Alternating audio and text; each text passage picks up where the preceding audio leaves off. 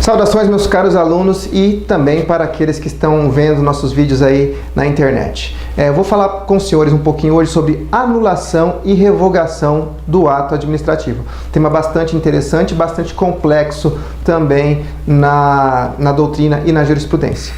Com relação ao controle dos atos administrativos, a gente precisa saber que temos várias espécies de controle. Então, eu tenho um controle interno e controle externo, que é um controle interno exercido pela própria administração pública, e controle externo, quando ele é realizado por outros órgãos que não pertencem à estrutura da administração pública. Podemos citar aí, por exemplo, o controle parlamentar direto, então controle feito pelo Poder Legislativo, o controle pelo Tribunal de Contas, que também é uma forma de controle externo, e, por fim, o controle judicial dos atos administrativos, ou seja, aquele controle feito pelo Poder Judiciário, segundo expressa previsão no artigo 5º, inciso 35 da Constituição Federal, ok?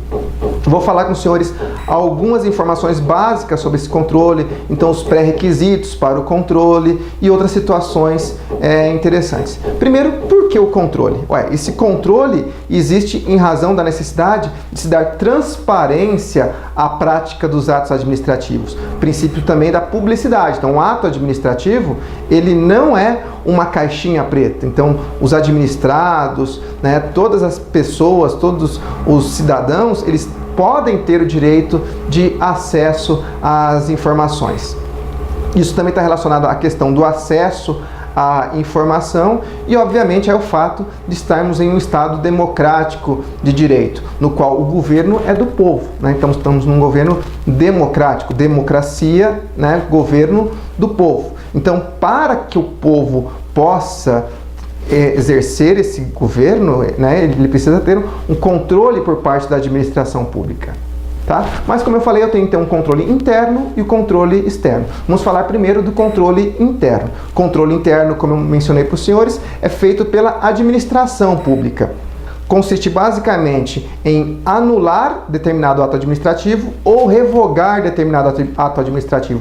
Quando ocorre a anulação de um ato administrativo? Ora, a administração pública ela pode anular esse ato quando esse ato for ilegal. Já a revogação de um ato administrativo, ela está condicionada ao ato ser inconveniente ou inoportuno ao interesse de quem? Ao interesse público, não ao interesse do administrador, tá?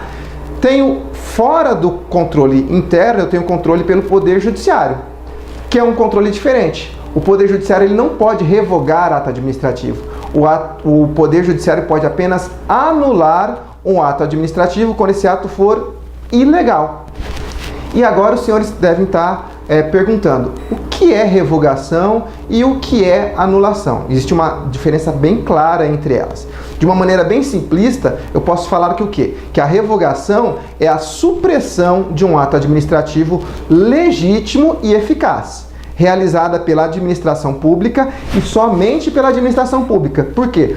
Por não mais lhe convir a sua existência. Então, a questão que eu mencionei com os senhores sobre conveniência e oportunidade.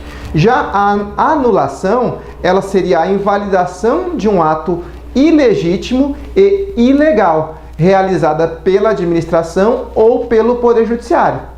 Para aqueles que estão estudando para concursos, lembramos que esse tema vem tratado no artigo 53 da Lei 9784 de 99.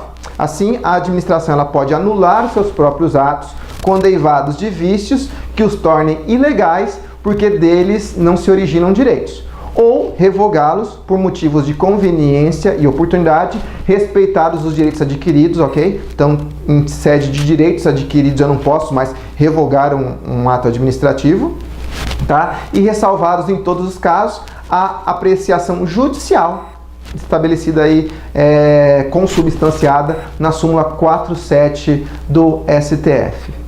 Bem, senhores, um outro tema que precisa ser estudado com calma refere-se ao controle dos atos administrativos discricionários e o controle dos atos administrativos vinculados. Por quê? Isso porque essa discricionariedade, ela consiste em uma liberdade conferida por lei à administração pública para que essa escolha entre as várias alternativas de atuação que são juridicamente admissíveis, uma delas. Então, a discricionariedade, ela está ligada a esse juízo de conveniência e oportunidade que eu mencionei com os senhores.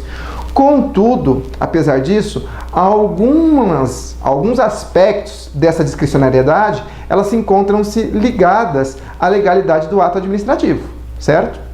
Então, nessas hipóteses, seria possível esse controle do ato administrativo discricionário pelo Poder Judiciário. Nesse aspecto, entraríamos na esfera da análise da ótica do aspecto a ser controlado, podendo se falar em um controle de legalidade ou um controle de legitimidade, ou ainda um controle de mérito, ok? Em um próximo vídeo eu vou falar um pouquinho mais sobre esse controle judicial dos atos administrativos discricionários, ou seja, quais aspectos do ato administrativo são passíveis de controle por parte do Poder Judiciário. Então eu vou falar um pouquinho sobre o ativismo judiciário em relação às políticas públicas e outros temas relevantes. Quem tem interesse em conhecer um pouco mais sobre a obra ou tem interesse em adquiri-la, poderá fazer diretamente pelo site www.livrojuridicosbsb.com.br. Grupos de alunos ou aquisições por professores ou aquisições em maiores quantidades poderão ser negociadas diretamente pelo e-mail editoracoutinho@gmail.com. Abraços e bons estudos a todos.